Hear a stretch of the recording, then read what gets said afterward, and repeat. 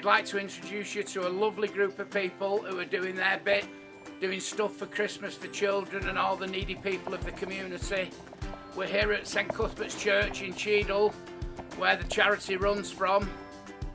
We're a team of normally a maintenance and cleaning company, so for us to go into food we didn't want to just sit back and let people starve. We've had all different types of donations from the community. I think the next thing that we're doing with the Handy Ladies is that they're doing a drive through Santa, so the club will be the venue for that, and in some way, you know, it brings back a little bit of what they'll miss over Christmas.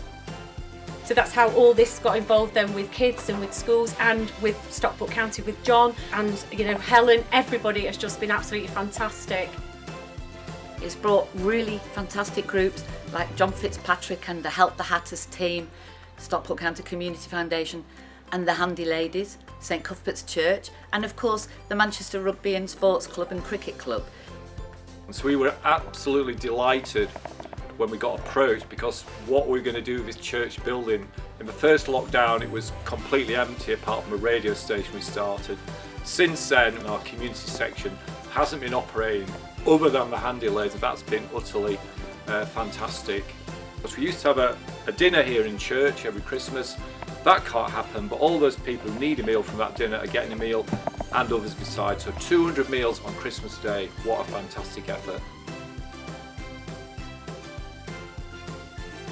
We want to tell everybody that in such a difficult time when so many people are really fed up, that this is a fantastic way to bring wonderful people together to help those who need this project, who need the assistance, and we really are thankful for all the cooperation from everybody.